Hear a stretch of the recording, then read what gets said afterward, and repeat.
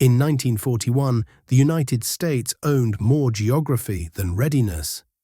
The country had a tradition of raising armies when needed and shelving them when the parade ended.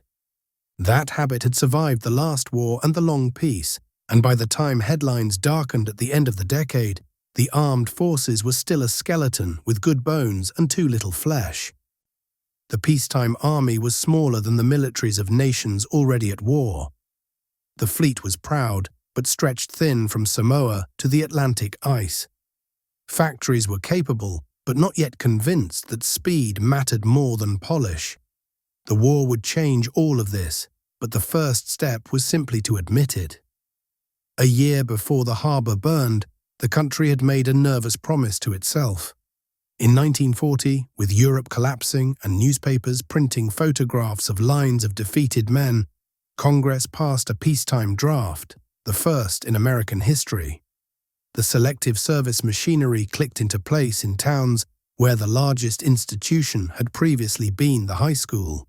Numbers were drawn, classification boards learned the weight of judgment, and trains began to carry young men toward a future most of them had not planned. The draft did not produce a ready army. It produced the raw material from which an army might be shaped. That same year, the nation spent political capital on steel. The Two-Ocean Navy Act became law in 1940, authorizing a fleet big enough to imagine a war fought on both horizons. New carriers, new battleships and cruisers, an armada of destroyers and submarines, auxiliaries to feed them, and the dull ships without which nothing moves. The act read like a shopping list written by someone who had toured a dangerous neighborhood the night before. Pieces of that list would arrive too late for the first shocks and exactly on time for the grind that followed. Keels were laid for ships with names that would later be written in histories, but in 1941 they were still curves of wood and chalk in lofting rooms and patterns on foundry floors. The army itself was a contradiction. On paper, it was reorganizing into a modern shape, abandoning heavy square divisions for triangular formations that promised flexibility and speed.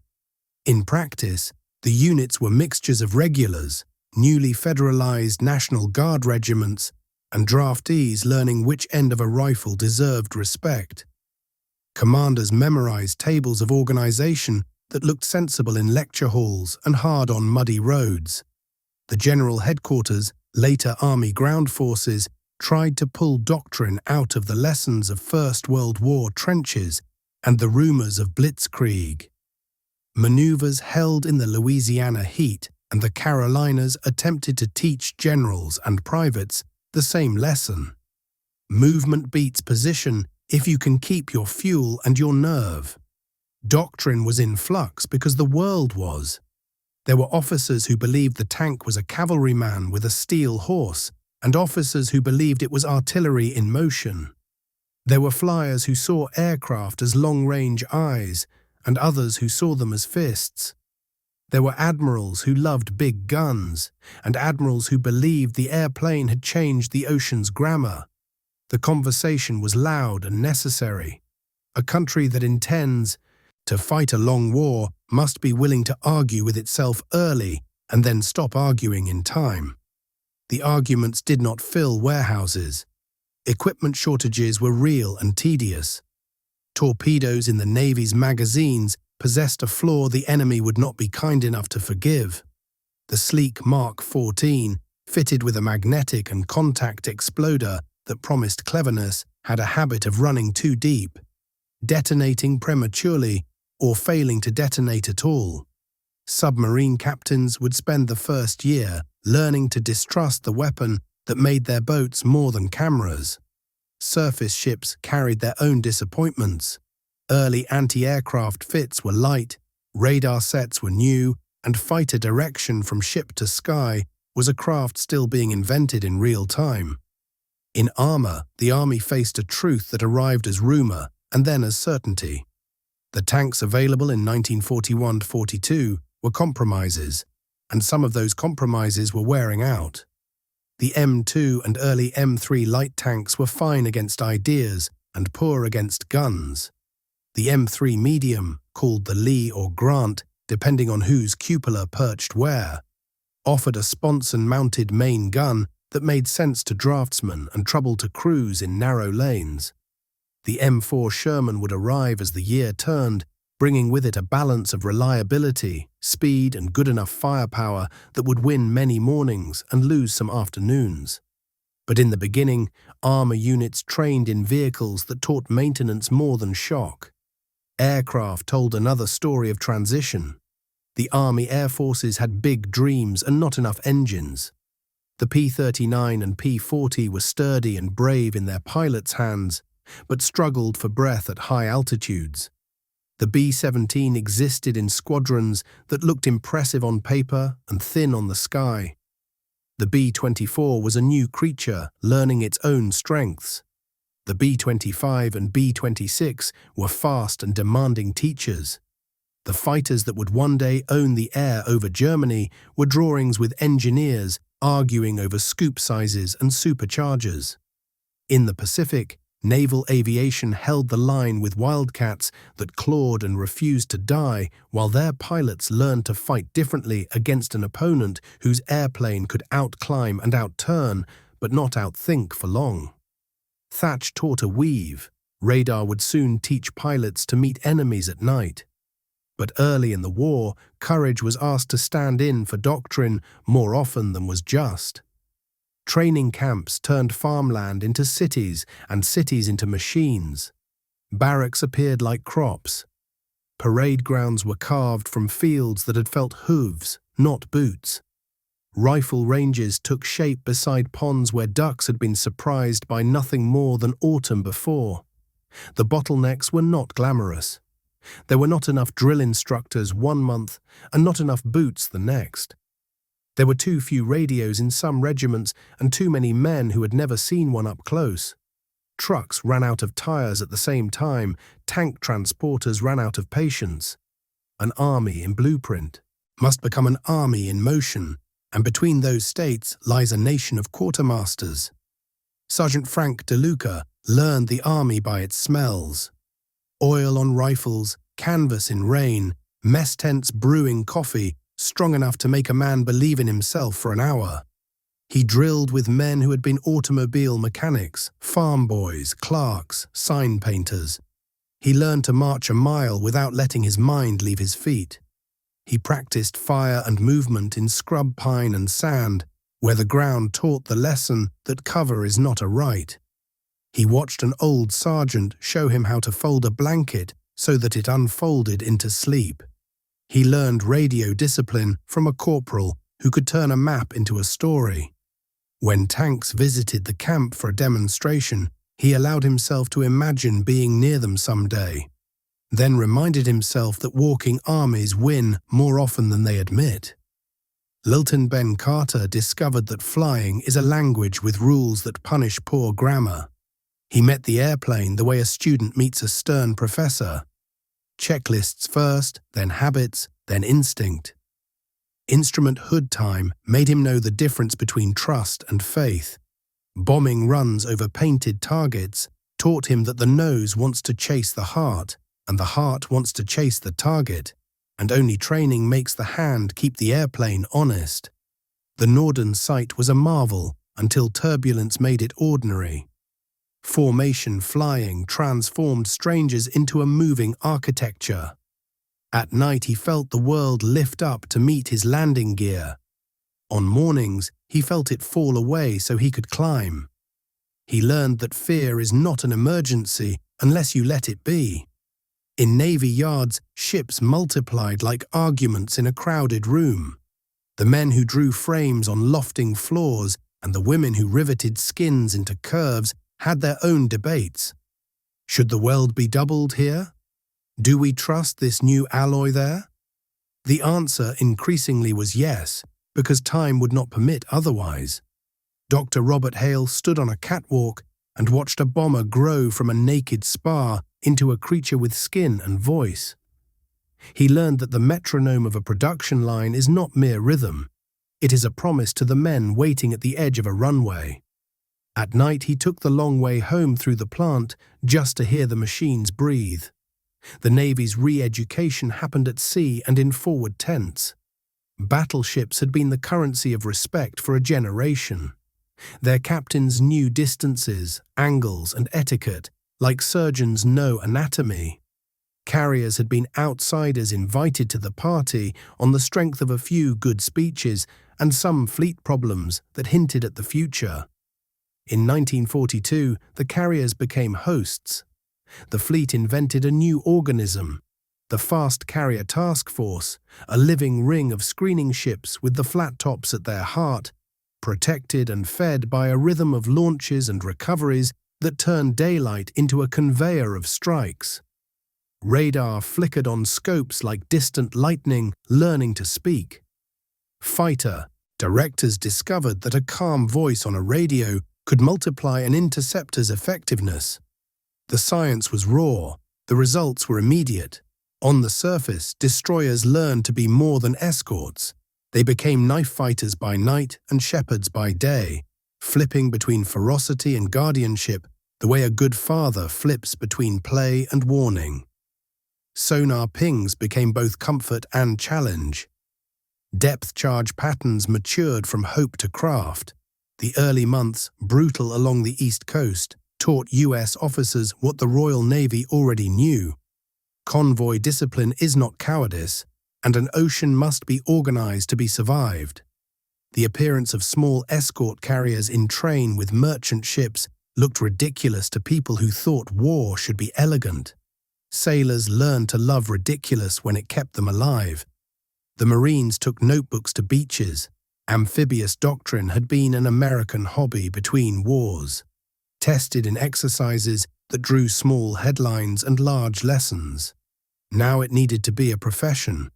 Steel ramps met surf as designers turned Higgins's wooden ingenuity into a family of landing craft that democratized shorelines. The LCVP's gate dropped, and infantrymen learned to step into water and not hesitate when it rose to their belts. Larger cousins, the LSTs that waddled like pregnant whales, proved that you could deliver tanks to a beach if you had more optimism than sense and more sense than nerves. Navy beachmasters learned to curse eloquently and make traffic move on ground that had not existed an hour before. In the submarine force, captains argued with their torpedoes and with their doctrine. Early patrols returned with torpedo tracks that ended in disappointment and officers who suspected themselves before they suspected the weapon. The notion that the exploder might be wrong took months to become policy, because nobody wants to admit that a secret advantage is a liability. Once admitted, the fixes came. Depth settings corrected, exploders adjusted, faith repaired. After that, the boats began to bite for real. Before that, they learned to stalk and to observe, which are not glamorous verbs, but useful ones in any long hunt. Factories shared their education with classrooms that did not think of themselves as schools. Women arrived at gates in numbers large enough to change pronouns on time cards. They were trained quickly and sometimes poorly and made good anyway. The sound of a rivet gun belongs to no gender. Black Americans found work behind whistles and clocks and fought 2 fights again, one for a place on the line and one for the respect that should come with it. The Double V campaign moved through break rooms and barbershops and pulpits. Supervisors who learned to judge by output rather than assumption discovered that running a plant is easier when you do not handicap yourself with prejudice.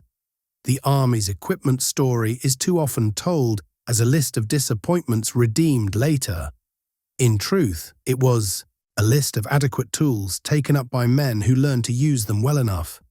The M1 Garand delivered 8 fast rounds and the confidence that comes with reliability.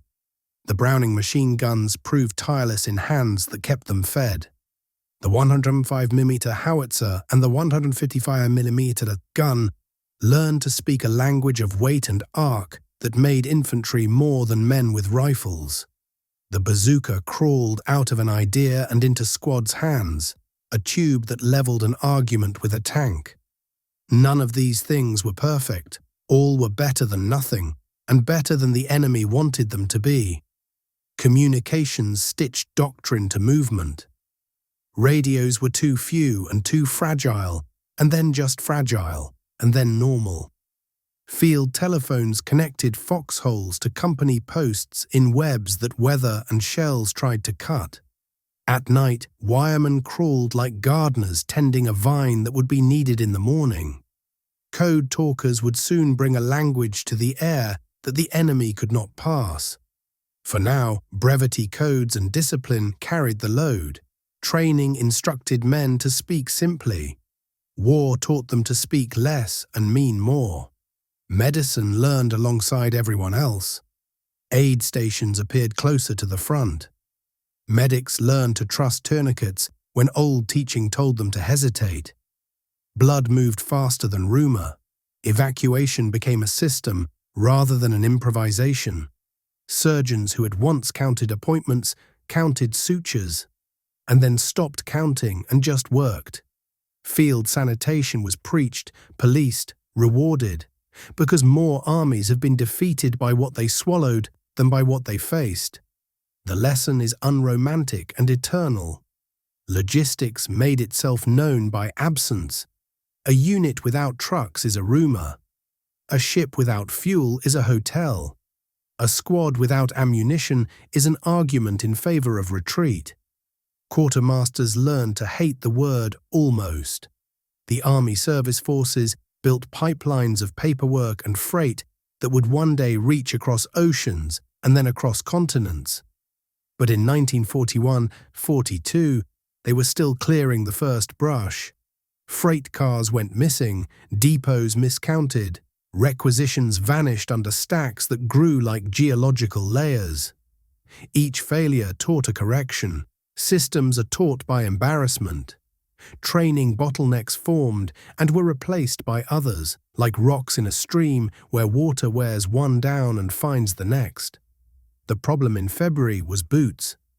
The problem in March was NCOs. The problem in April was ranges. The problem in May was ammunition for those ranges. The country forgot the myth that you can simply decide to be ready. Readiness has a manufacturing schedule. Men like Frank learned to drill without rifles, and then with wooden dummies, and then with rifles they shared, and then with rifles they kept. They learned to clean what they did not own yet. They were patient, mostly, because they understood, without needing to be told, that time spent frustrated was time spent preparing. The impatient left, the useful stayed. At sea, the learning loop shortened to hours. A destroyer missed a contact in the morning and discussed why over coffee by noon.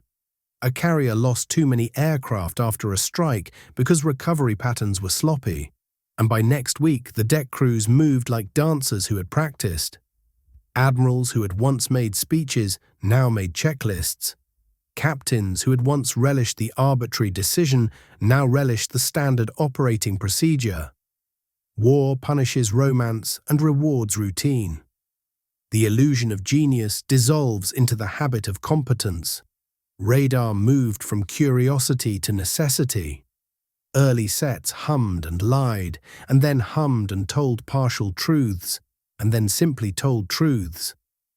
Operators developed the feel for what rain looks like on a scope, and what an aircraft looks like, and the particular way a coastline insists on being seen. Fighter direction rooms, cramped, hot, wired, learned to put pilots into confrontations they could win. The sky became a grid and then a plan rather than a rumor above the horizon. At night, searchlights partnered with scopes, and men who had once cursed the dark learned to use it for disguise. The Army Air Forces built bases that were cities without politics. Runways stretched like promises. Hangars became cathedrals where maintenance was a sacrament. Training commands erupted in Texas sun and Florida heat and California dust. Ben learned to live with sand in everything, and with a schedule that believed sleep was a luxury rather than a requirement. He also learned to trust the men with grease on their sleeves, who told him whether his airplane would return. He brought them coffee when he could, because gratitude is a kind of armor. On the coasts, the Navy's air arm developed patrol habits that kept dull men alive. A patrol plane is a contradiction, an instrument of war that spends hours watching water that refuses to change. Crews learned tricks: how to search with eyes that refuse to glaze, how to fly a box so large it feels like drawing a fence around boredom, how to descend without spooking a contact. The reward was sudden and total: a submarine where a slate-blue ocean had pretended to be empty a minute before. Jack Torres joined a destroyer that had moved from peacetime spit and polish to wartime economy of effort. Paint peeled where hands had gripped rails through bad weather. Decks wore the scars of drills performed with urgency.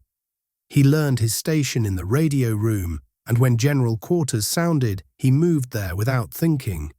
He developed the dangerous pride of a man who can find calm in a storm, and the more dangerous fear of losing it.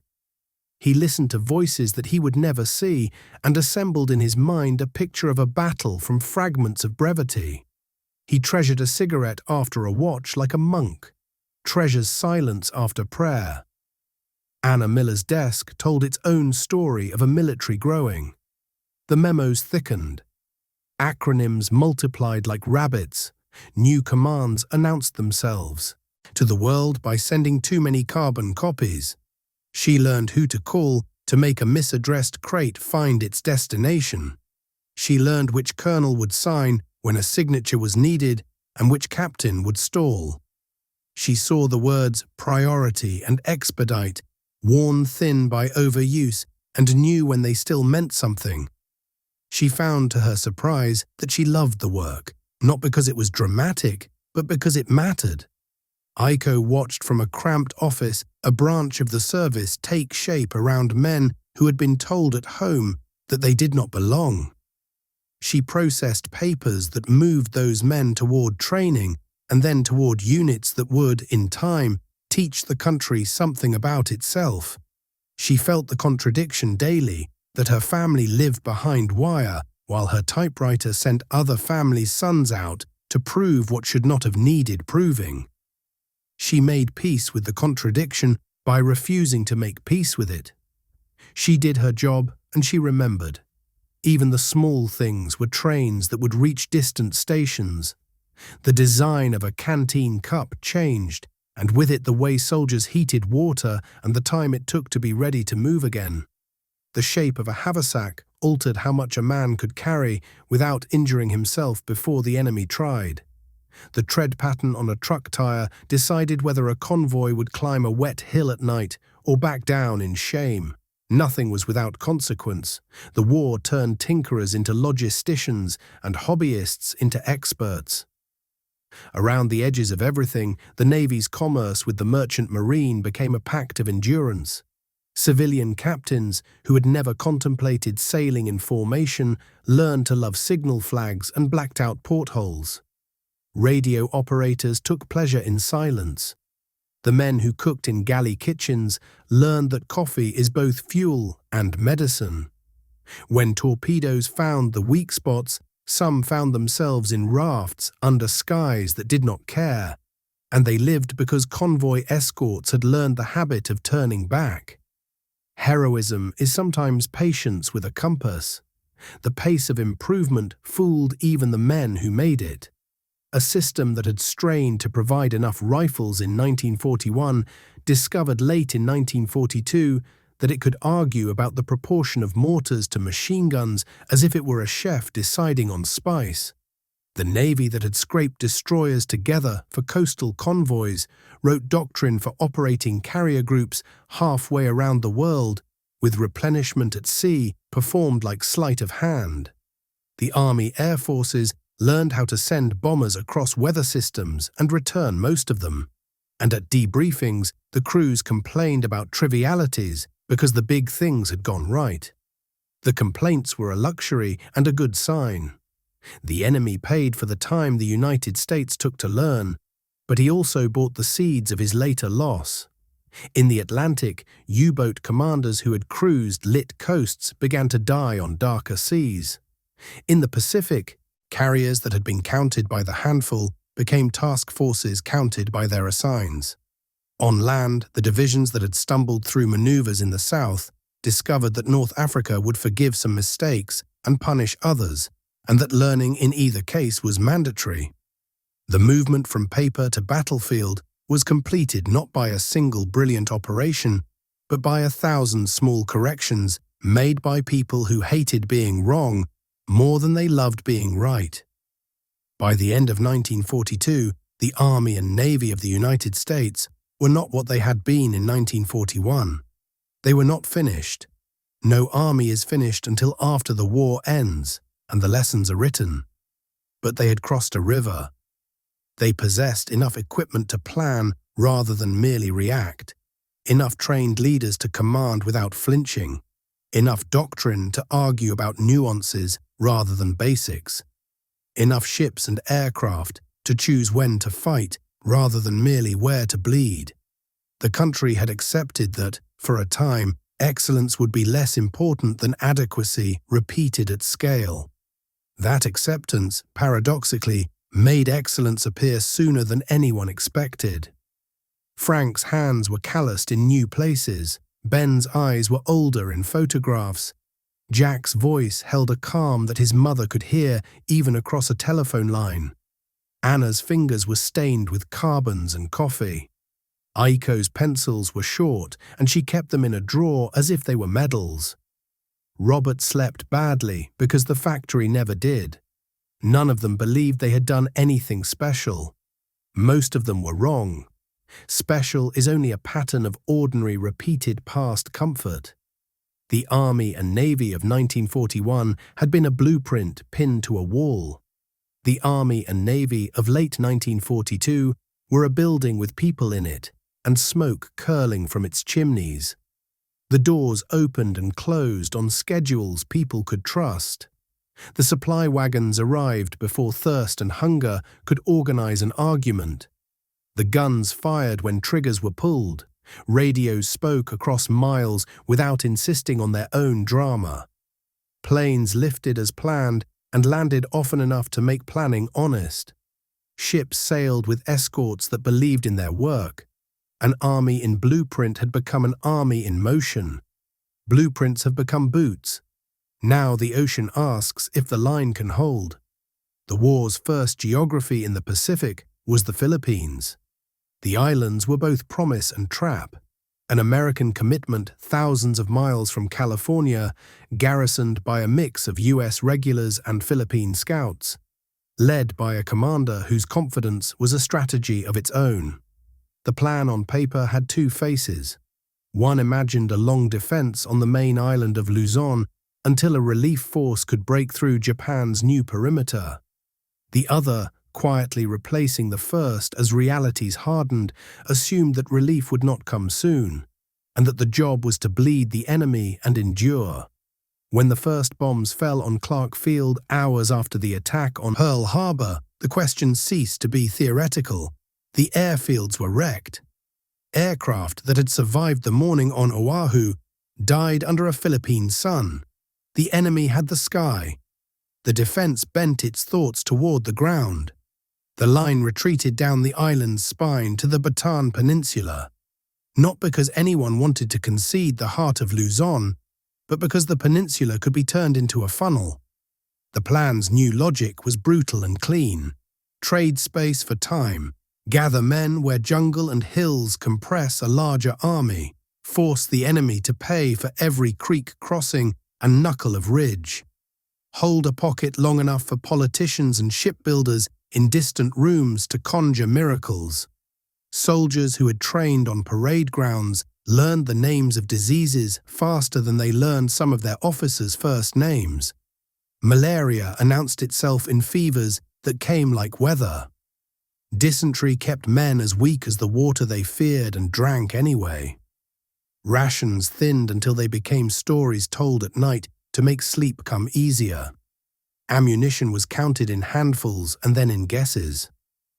On maps, the Bataan line looked like a shape. On the ground, it looked like a series of little arguments won at great cost. Sergeant Frank De Luca's war reached him in print before it reached him in person. In a training camp thousands of miles away, he read dispatches about men digging in among tall grasses and palms, while an enemy probed with bayonets and artillery. He folded the paper and looked at the hills outside his barracks and tried to imagine what it feels like to become so tired that you forget your own weight. He checked his rifle as if action at attention could send help the way prayer might. He wrote to his mother and did not mention the Philippines. He didn't want to admit that a place he could hardly find on a globe was already writing the grammar of the war he would enter. On Bataan, the fighting mixed heroism and heat in equal measure. Units that had never expected to do more than garrison their way through a war of deterrence discovered that defense is a craft. A ridge defended well can seem taller than a mountain. A creek, if covered by a rifle and a patient machine gun, is a moat. Men learned to tie empty cans to wire so that an enemy's foot would ring and warn the night. They learned the smell of a mortar round's fuse. They learned the number of rounds a gun could fire before its barrel begged for mercy. And they learned, slowly and then all at once, that relief was a word with no timetable. Across the channel from Bataan, Corregidor squatted like a stone plugged into the mouth of Manila Bay. Its concrete and tunnels represented every hope for an anchor that could not be lifted. Inside Malinta Tunnel, maps dried on walls, humidity made pencils misbehave, and officers wrote orders with the clipped, deliberate care of men trying to give meaning shape. The guns on the island, heavy, old, still dangerous, could throw back a ship. Against aircraft, they were more symbol than threat. By day, bombers came in waves. By night, shelling took the measure of a fortress that needed air lids more than it needed more concrete. At some point, every siege decays into a test of the ordinary. How long can you eat less than you need and still move when the whistle blows? How long can you breathe stale air and keep your temper? How long can you obey an order that sounds routine and is anything but? The answers were long enough to become legend, and not long enough to avert the ending everyone feared. On Bataan, the line broke in places, then was mended, then broke again. Wounds cannot be sutured with promises. The order came to lay down arms. The firing stopped. For many, the war did not end. It changed names. The march that followed carried the heavy nickname it earned. Men who had fought and men who had cooked and men who had carried litters now carried each other or were carried by dread. Heat was an enemy more stubborn than any uniform. Thirst turned men into creatures who could be broken by the sight of a canteen. Exhaustion sorted the column into those who could move, those who could pretend to, and those who fell. Some guards were cruel, some indifferent, some human in ways that risked their own standing. The column's memory blurred them together into a single force that moved suffering through dust. When the survivors reached their destination, they found that captivity is a verb. Being a prisoner of war meant learning a new economy. Calories are coins, disease is a tax, hope is a black market item too expensive to purchase daily. They formed associations of mercy because no one survives alone. They taught each other how to live on less than less. They discovered who they were when no one could see them, and they could not leave. Anna Miller read the reports at a desk in Washington where the air was dry and the light kind. She did not have the power to grant or deny a shipment or a sortie, but she could make sure words reached the right eyes without detours. She penciled initials into margins that meant as fast as possible, and sometimes cried in the ladies' room because crying in the office would slow the whole machine. She learned that every verb in a cable eats time. She removed the ones the message didn't need. She kept a star chart, figurative, of names and offices that could get things done, and she added stars when someone stayed late, and she erased stars when someone disappeared in a crisis. She felt helpless often and useful often enough. In March, the commander in the Philippines left by order. The phrase he used to the men he left behind became a vow the country would remember. In the moment, the men who stayed behind were choosing between pride and hunger, guns and hands. When Corregidor fell in May, after days of bombardment that damaged sight and sound as much as concrete, the capitulation tasted like metal in the mouth. The war's earliest story in the Pacific was not a victory parade. It was endurance, hunger, captivity, and the kind of courage that does not make for attractive posters. The war's second story in the Pacific came from a deck east of Japan in April 1942, when the mood needed oxygen and someone proposed a dangerous idea that smelled like it. 16 twin-engine bombers sat on the flight deck of a carrier that had never been asked to do such a thing. The B-25s were not designed to launch from a carrier or to land on one. The plan asked them to do the first and forbade them the second. They would take off, bomb cities that had sent pilots to bomb Pearl Harbor, and then they would fly on to China and try to find a runway or a field and luck. It was not an operation conceived in a laboratory. It was vengeance and signal, morale and message. It said, "The ocean is not only yours." The launch came earlier than planned when a picket boat spotted the task force. The bombers rolled, engines howling, tire tread inches from the end of a deck that looked shorter with every step. When the last one lifted, men who had trained their whole lives to make airplanes live on steel watched with a kind of paternal terror. The bombs fell hours later on factories and military targets, and on a nation that had been told it was safe. The damage was less important than the shock. The raid stripped the Japanese home front of the abstraction that had protected it and gave the American public an image they could hold. Silver planes above a city they had only known from maps, engines loud enough to sound like argument. Lieutenant Ben Carter, still in training stateside, read the news and felt his chest widen. He also saw the fine print others skipped, crews ditching in the dark over China, landings in fields where the grass grabbed at landing gear and soldiers had to outrun gasoline. War does not allow much daydreaming once you have seen a takeoff as difficult as a prayer. Ben went back to the hangar and put his hands on a wing. He felt the warmth that persists after a flight and thought, the way to make symbolism count is to multiply the number of wings. The Doolittle raid did something subtler than bruise a city. It shortened the enemy's horizon. When the leadership in Tokyo learned that carriers could bring bombers close enough to touch, the logic of their perimeter changed. They began to think about the islands north and east of their home waters and about the need to push the shield outward, farther from factories and docks. That defensive impulse, layered on top of an offensive plan aimed at drawing out the remaining American carriers, pointed their next move toward a little atoll with 2 runways and a lagoon. Anna's world moved closer to that atoll before most Americans knew its name. In rooms with low ceilings and fans that never stopped, men and women bent over tape and paper as machine-voiced ciphers became hints, and hints became phrases, and phrases became a shape of intention. Some of the messages came fat with confidence, polite at the surface and arrogant in the middle. Others were thinner, practical, made by staff officers listing needed items or fuel tonnages. Those were the truer ones.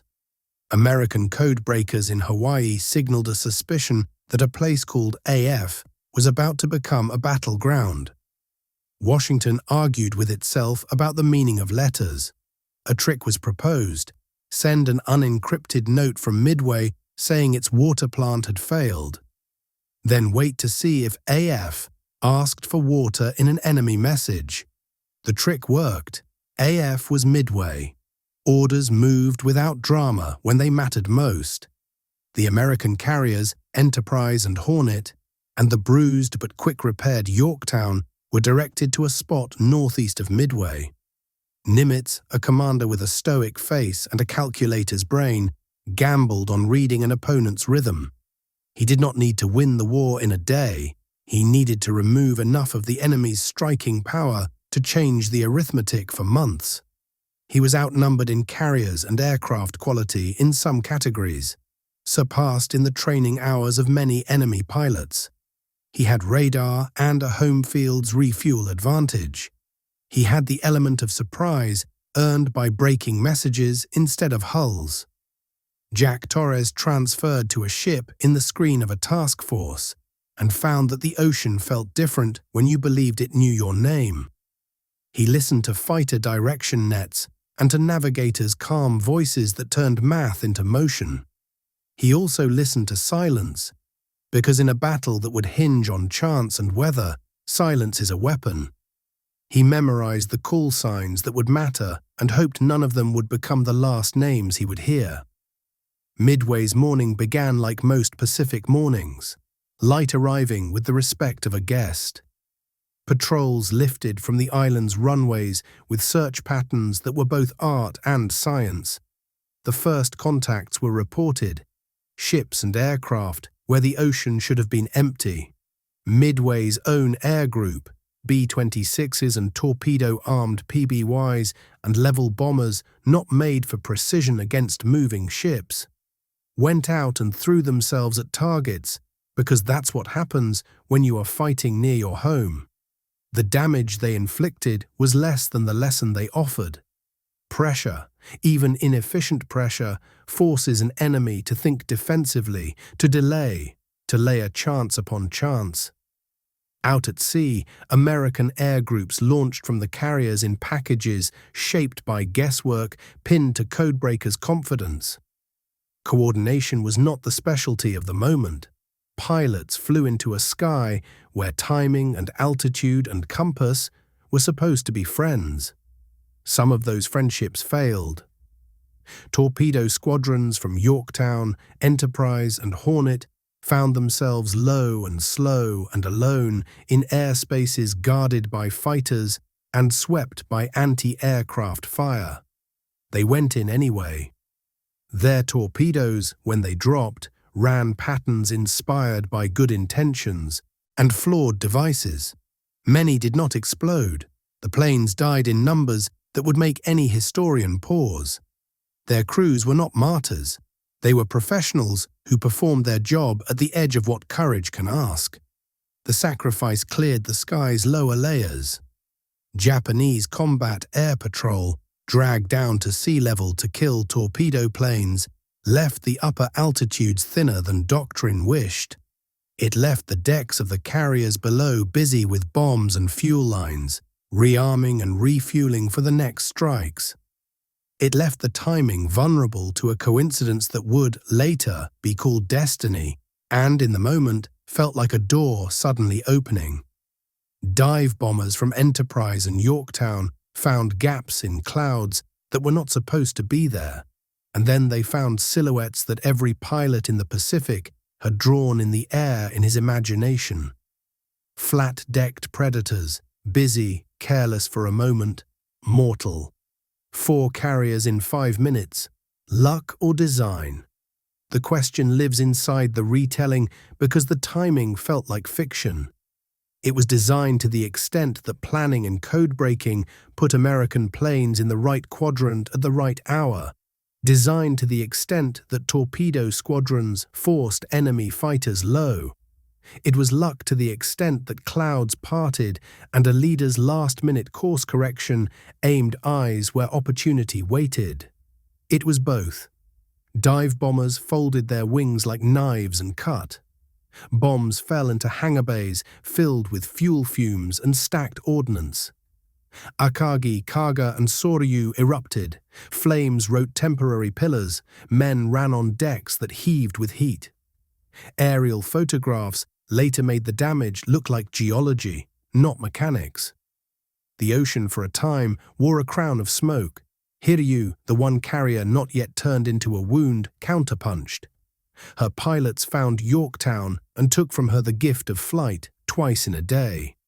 First with bombs that scarred her decks and stopped her heart, then with torpedoes that finished the arithmetic. Yorktown refused the narrative and stayed afloat long enough to tie down enemy attention. That refusal mattered.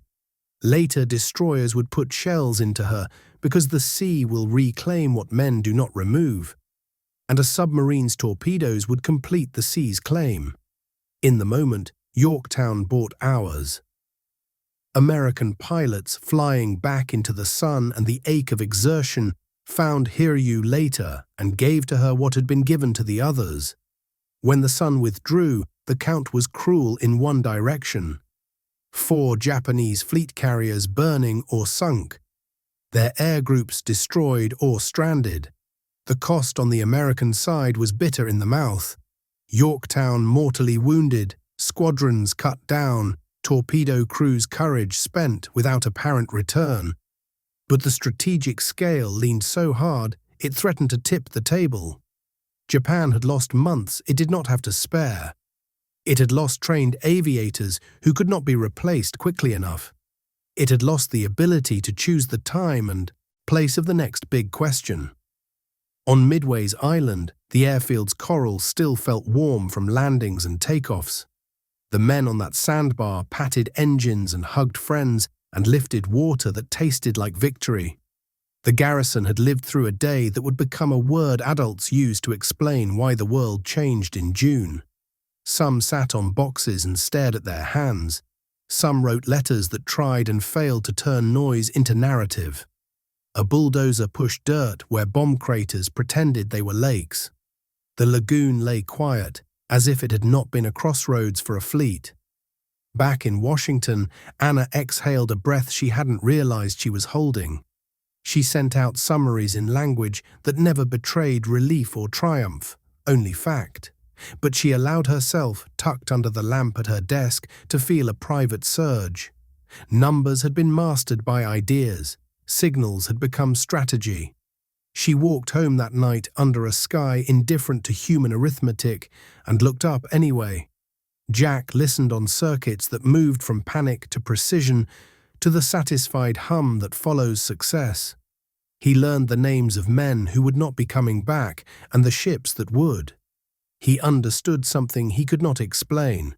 Sometimes sacrifice is not a transaction, it is a door others go through. He slept better that night and then felt guilty for sleeping better and then slept anyway because the next day would need him. Ben's instructors smiled in a way he had not seen. They still cranked the pressure up on check rides and still snapped at sloppy approaches, but their voices had a different frequency, an undercurrent that said, "We are not only training, we are preparing for a kind of sky where the enemy is not inevitable." He flew his pattern and thought about the physics of a dive and the way a bomb's fall can be controlled if the mind stays narrower than fear. He imagined the wooden smell of carrier decks and promised himself not to let imagination's romance coat the risk. In prison camps across the ocean from Midway, men who had surrendered months before did not learn about the battle for a long time. When they did, the news arrived as rumors with edges. The enemy had been hit at sea, carriers had been burned, the war's weather had shifted. Prisoners of war learned to hold on to such news carefully.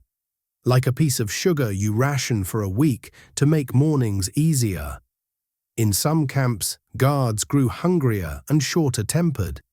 In others, discipline loosened at the edges. Men tempted in their despair to measure the war's progress. By the cruelty of their captors, learned not to do that. The war is not a thermometer placed in a single room. Still, the rumor of Midway made a difference. It whispered, "Time is not your enemy only." The victory did not erase the war's pain. It simply moved the front line from the edge of collapse to the edge of opportunity. The Pacific became a chessboard where both players had fewer queens. Japan still had a wide perimeter. America still had only a handful of carriers and a long logistic tail. The Marines and Army still had to learn how to take islands without spending men like coins thrown into surf. The Navy still had to learn how to fight at night and to read the Japanese habit of turning darkness into advantage. The air arms still had to feed men into squadrons faster than fate could feed them into the sea. But for the first time, the initiative had a new address.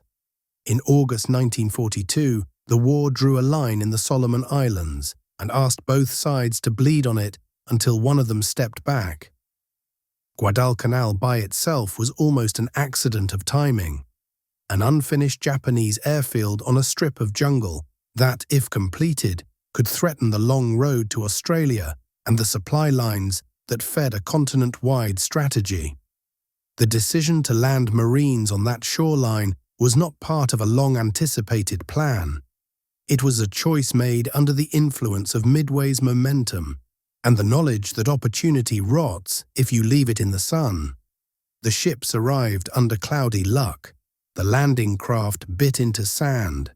Men stepped into a war that would teach the United States how it feels to fight in a place where every plant seems to dislike you, and where the night is not a rest, but a different kind of pressure. Henderson Field, the name given to the runway ripped from the jungle, became a proper noun for a willpower that did not care that it had bugs in its boots. The Cactus Air Force, named for the theater, flew from coral and mud. Patched aircraft with pieces from cousins, launched at dawn, at noon and at dusk, died and were replaced, slept under wings because tents felt too far from what mattered. At sea, the Navy fought night battles Old Testament in their terror, short ranges, ships appearing as darker shapes against the dark, searchlights that made targets and invitations at the same time, torpedoes that traveled like rumors and killed like facts, gun flashes that blinded men to the next shell that would take their friend. The names of those nights would become whispers in wardrooms: Savo Island, Cape Esperance, Tassafaronga. Some of those whispers were curses, some were prayers. Guadalcanal opened a chapter rather than closing one. It taught logistics at knife point. If the runway is dry enough to launch, it is wet enough to land. If a ship unloads at night, it must run before dawn. If a convoy arrives with 5 crates and only 3 are the ones you needed, you improvise needs around what you have. It taught humility to both sides. It taught the United States that bravery without navigation equipment is noise. It taught Japan that bravery without resupply is tragedy. It taught both that control of the air is not a slogan. It is the difference between a day spent under your own plan and a day spent under someone else's. It taught everyone that maps are liars until you have walked them with blisters. Anna's desk began to see different words in cables. The verbs matured. Instead of hold and delay, she read interdict, advance, fortify, rotate. The adjectives too changed. Critical remained. Perilous showed up less. Acceptable showed up more, a word only generals love and clerks learn to respect. She clipped a little photograph from a newspaper, a shot of men around a crude sign at Henderson Field, and tucked it into her drawer because she needed to believe that ink had become air power, and air power had become protection for names she typed. Aiko, working in an office where the paradox of her country's choices rubbed the skin raw, found a letter from a distant cousin who had been moved to a different camp. In the letter, written in a careful hand, the cousin mentioned that a guard had said a word: Midway. The letter did not betray hope. It carried it like a bird carries a twig in its beak, simply without drama, as a necessary thing. Aiko folded the letter and put it away, and returned to her desk and pressed the keys with a steadier touch. Frank, still training, ran hills and cursed instructors, and then thanked them silently when he could sleep. He heard about Guadalcanal from a man who knew a man who had a brother in the Marines. He did not understand why it mattered so much. One strip of jungle, and one runway, until a captain pointed at a wall map and drew an arc with his finger that connected dots he hadn't seen as connected. He traced the arc himself afterward when no one was looking. He felt the line between two oceans harden into a road. Ben climbed into his airplane and found himself saying the names under his breath, Midway, Guadalcanal, like a rosary made of places. He practiced dives until his stomach learned not to complain and his hands learned not to argue with turbulence. He listened to lectures on damage control in the air, how to nurse a wounded engine, how to trim an asymmetry when a wing and the world don't agree. He also learned to stand in a circle on the tarmac with other men and laugh at nothing. Because sometimes laughter in a circle is the only way to convince yourself you belong to something that will outlast bad news. Jack's ship escorted a convoy toward a place he had not heard of 6 months earlier and could now spell in the dark. He listened to the sea the way a safecracker listens to tumblers. At night he imagined submarines as thoughts traveling under the surface. His job was to interrupt those thoughts. The first time his ship dropped charges in anger, he felt the deck jump and his own heart jump with it. And when the oil slick rose, he understood that not all victories look like flags waving. Some look like a stain expanding under moonlight. Midway is sometimes told as a story of a 5-minute miracle. It was a story of 20 years, of officers arguing in classrooms, of codebreakers teaching themselves patience, of radios becoming organs in the body of a fleet, of pilots learning how much angle and speed do not forgive. The Philippines are sometimes told as a story of loss. They were a story of men holding a pocket of ground until their bodies gave out, and of a nation that had to learn to count the living with as much reverence as it counted the dead. Guadalcanal is sometimes told as jungle and bayonets. It was a story of freight and fuel and sweat, and the runway that made a little patch of ground a hammer that hit every day at noon. By the end of 1942's first summer, the line in the Pacific had stopped running backward. It was not yet moving forward in a way that anyone would call a campaign. But it was holding, and it was reaching with little hands toward the next island, and the men on the ships, and the men under wings, and the men in foxholes had stopped using the word if as often when they talked about the ocean. They spoke of when the ship arrives, when the new squadron rotates in, when the runway dries by morning, when the convoy runs the slot tonight and the destroyers come home in one piece, when we take the next ridge and see whether the map is lying. A nation that had started the year by losing a peninsula ended the year rewriting an equation at sea. The arithmetic of carriers had been changed in June. The arithmetic of airfields would be changed by months of sweat on an island whose name became a test of endurance and an emblem of a new habit. Refuse the enemy the easy hours. Factories, hearing of these things, leaned in. Shipyards accelerated. Training squadrons became factories of another sort, shaping men to fit machines and missions. The line held. And because it held, the blueprint of island hopping, still sketched in pencil, could be inked. The men in prison camps slept and woke and slept, their days measured in bowls and roll calls, their hope parceled carefully to last. The rumor of Midway traveled like contraband and fed men more efficiently than any rice. In Washington, Anna filed another set of pages and drew a checkmark in her head beside a line that had said simply, "Hold." Aiko sharpened her pencil. Frank graduated from one phase of training to another. Ben watched a sunset burn along the edge of a wing and decided he would try to remember that exact color as long as he lived. Jack stood at his station and listened to the sea say nothing at all. The ocean is a patient teacher. It had spent the war's first months teaching the United States humility. In mid-year it began, reluctantly, to allow that tenacity and thought could turn humility into leverage. The Philippines had shown what happens when promises outpace logistics. The Doolittle raid showed what happens when audacity is allowed to breathe. Midway proved that intelligence married to courage can change a season.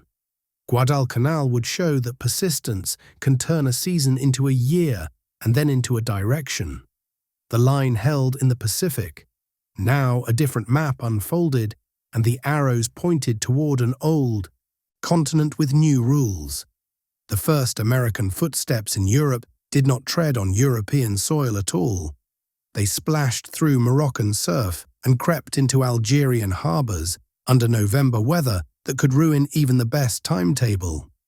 Operation Torch was a door pulled open from the side, not a frontal entrance. The decision to go ashore in North Africa instead of across the Channel had been argued in rooms heavy with maps and late with coffee. When the ship sailed through Gibraltar's narrow throat, the argument ended and the lesson began. Coalition war is not a speech, it's a choreography where the floor changes under your feet. 3 task forces fanned out from a plan that looked straightforward in print and complicated at sea. To the west, off French Morocco, American troops aimed at beaches around Fadala to crack open the road to Casablanca. In the center, a force moved toward Oran with a mix of audacity and navies that had never worked together at this scale. To the east, British and American ships led a landing aimed at Algiers, where diplomats whispered, resistance networks waited, and the clock could make friends or enemies. The opponent on paper was Vichy France, French forces bound by armistice, proud, wounded, and unpredictable. The opponent in practice was confusion. Who would shoot? Who would stand aside? Who would change hats mid-morning after the first salvos? Jack Torres's destroyer rode a grey sea that had the taste of tin. Convoy sailing felt different when the destination was a coastline with French guns, not an English harbour with tea. Radio discipline coiled tight. The ship moved as part of a larger body, a rib in a whale. When the landings began, the quiet broke into the staccato of boat horns, shouted course corrections, and the wary bark of coastal batteries feeling for range. Off Fadala, the surf proved treacherous, and the first troops to feel Europe beneath their boots felt it as sand in their socks and cold water around their waists. At Port Leyte, the plan to capture an airfield intact hinged on small boats, navigating a river whose bends did not care about schedules. Patrol craft nosed through mud while men in them rehearsed the simple act of standing, running, not tripping, and moving toward a runway like it was a promise. Casablanca was the big prize along that western edge, a port large enough to swallow divisions and spit them inland. It fought back in a manner that would become emblematic of coalition war's awkward beginnings. French gunners worked their sights. American ships answered. Aircraft tangled in a sky that belonged to no one at first. The battleship Jean Bart, immobilized at her pier but not toothless, thumped defiantly with the one turret that could still speak.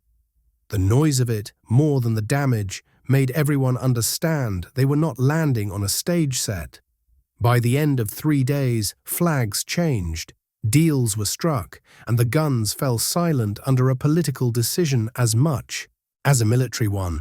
Casablanca's cranes turned their necks toward a new master, and the road inland began to be real.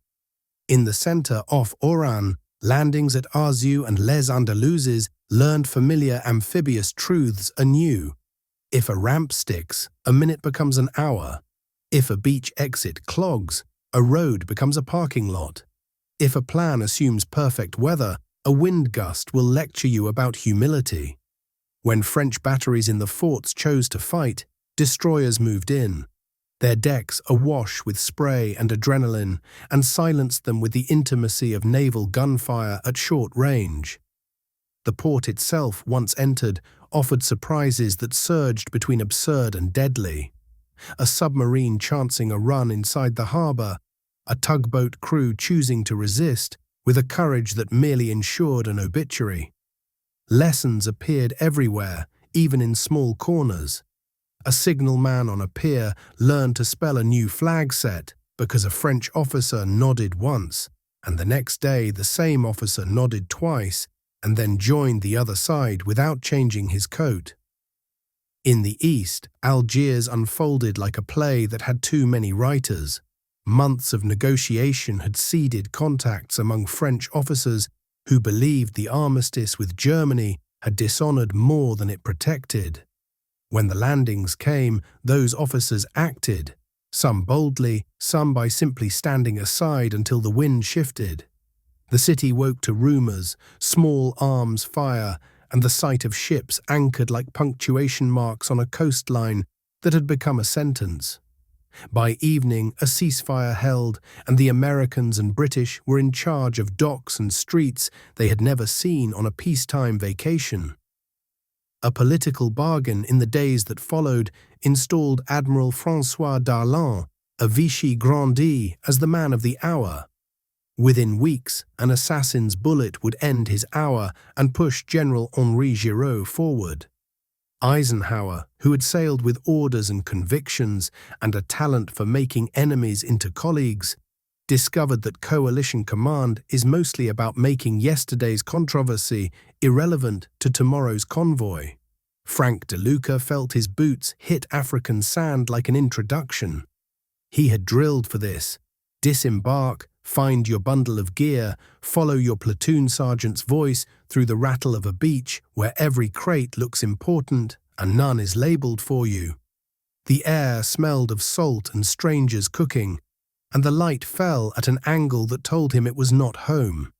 He laughed once, quietly, when his first order ashore was to pull a stuck truck with a rope, because sometimes war is an argument with gravity. The first French soldier he saw up close had the exhausted look of a man who had been carrying politics on his back for 2 years. They greeted each other with shrugs that functioned as a truce. Torch did not end with a treaty. It began with one. The ceasefires and signatures delivered ports rather than graves. That was the point. But they also delivered complexity. French units came over piecemeal. Some resisted for a day and then saluted. Some saluted from the start and asked for uniforms that did not have yesterday's symbols. Some measured until December before they moved. Eisenhower's headquarters in Algiers ballooned, a tent that had to fit Americans with clipboards, British with eyebrows, and French with tempers. The combined chiefs had chosen their man because he seemed to have a gift for persuading strong personalities to point in the same direction. He would spend the next 6 months practicing that gift as if it were a muscle. Logistics wrote the rest of the sentence. Ports seized in November became throats through which armies would breathe. Casablanca, Oran, and Algiers each had limitations. Quays too short for a certain class of ship, cranes that creaked, warehouses with locks and no keys, rail lines that belonged to a timetable designed for olives and passengers, not divisions and fuel. The U-boat threat did not vanish with the landings. It followed the convoys into the western Mediterranean and took its toll. Luftwaffe raids found Bougie, Béjaïa, and Beaune, Annaba, and made bonfires of ships that had been too glad to unload under a first clear day. The lesson, recorded in diaries and typed in memos, grew heavy. Ports are not trophies, they are processes. Between November's openings and winter's first storms, the race to Tunis began, a sprint that would decide whether the Axis could make North Africa a cul-de-sac or a corridor. If Allied columns could get to the narrow neck quickly, they could slam a door. If German and Italian forces could pour through by ferry from Sicily and Naples, they could brace the door with divisions. The road east from Algiers is not a highway. It's a thread through mountains that pinch travelers into predictable places. The weather took sides with no one and hindered everyone. Mud wrote its own orders. A British general named Kenneth Anderson took charge of the first grab for Tunis, Under him, a patchwork of units lunged forward, met counterblows, and learned that a racing heart is not the same as speed. The Axis moved faster than Allied maps allowed. German transport planes landed at airfields that had been French yesterday and were Axis today, disgorging men with field grey efficiency. Ferries crossed the narrow sea with tanks not better than the Allies but present sooner.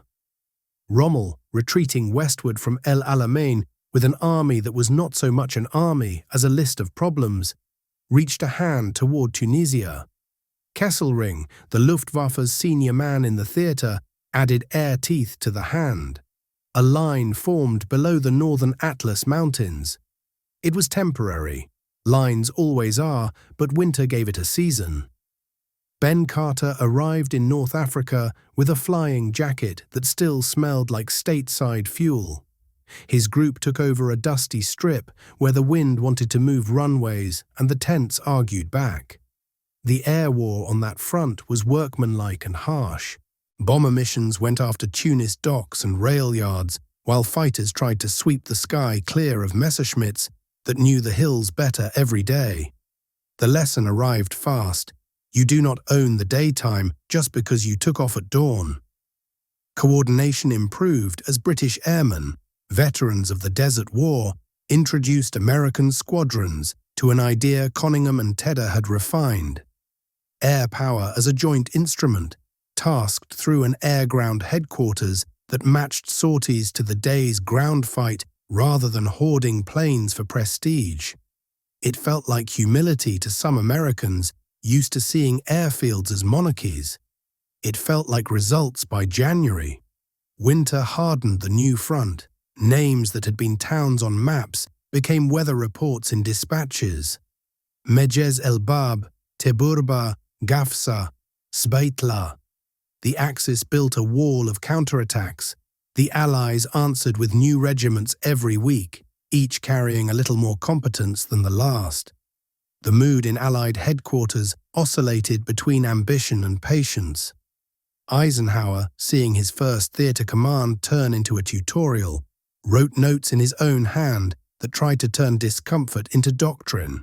Unity of command is not rhetoric. Liaison officers matter. If the road capacity is X and you try to move twice X, you get half X at the far end. The test that would make the lesson bloody came in February at a place that had not expected to be famous. The Kasserine Pass opens between mountains like a mouth that can be fed or choked depending on the appetite of whoever brings a spoon. The American Second Corps, new to massed operations in this kind of country, held a sector that looked quiet enough until it wasn't. Fredendall, the Corps commander, occupied a bunker far behind the front and sent orders that read like telephone conversations translated into directives. Units were spread without mutual support. Outposts were perched like ornaments instead of tied into bands.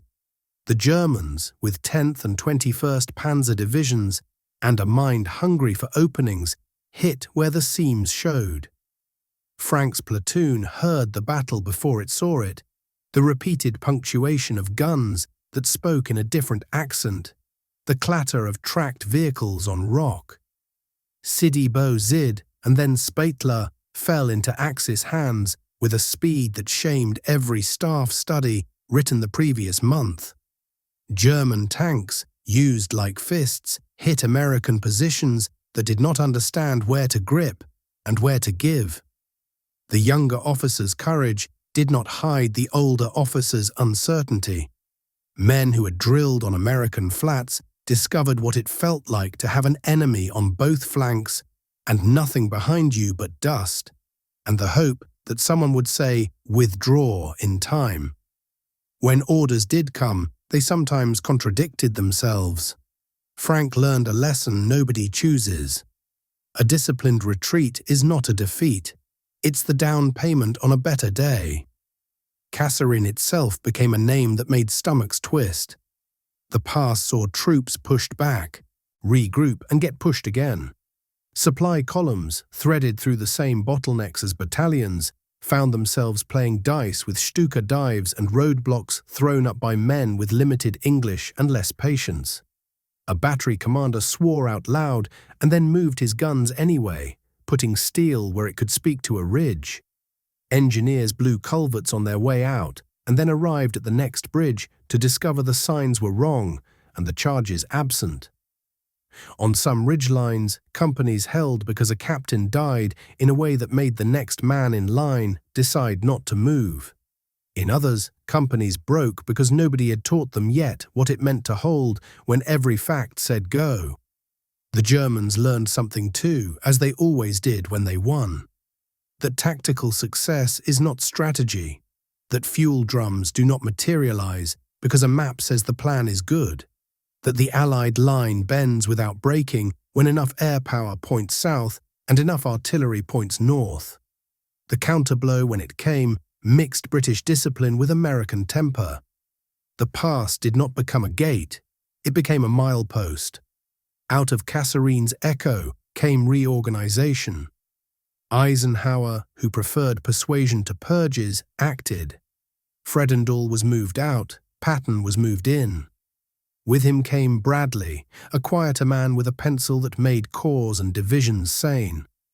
Patton did the two things a field commander must do after a shock. He changed the way orders were written and the way men stood. He made units tidy, not because tidiness wins fights, but because untidiness loses them. He demanded reconnaissance, not because maps lie, but because they tell the truth in a foreign language. He wore pistols that made newsreels happy, and then sat in tents and listened to colonels who knew where the mud really was. The Air Command also reorganized. What had been separate American and British air efforts grew into a joint instrument with a single rhythm.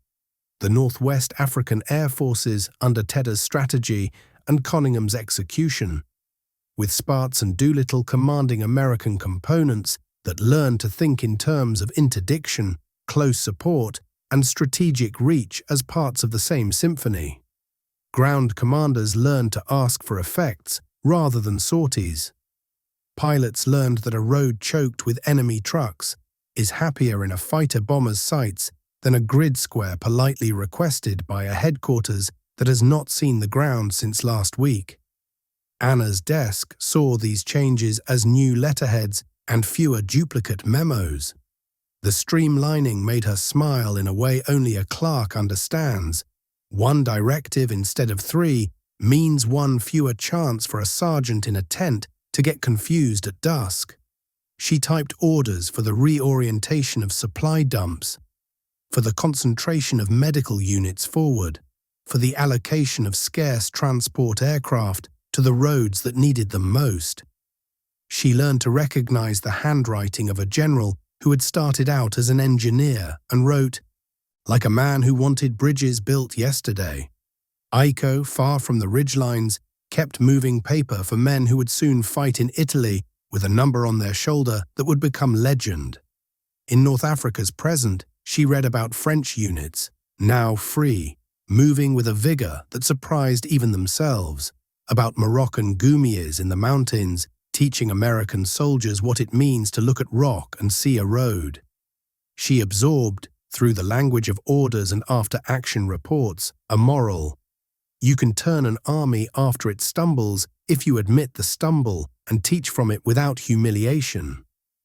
She wrote the words, received and forwarded 1,000 times. Each time they felt like verbs in a larger sentence.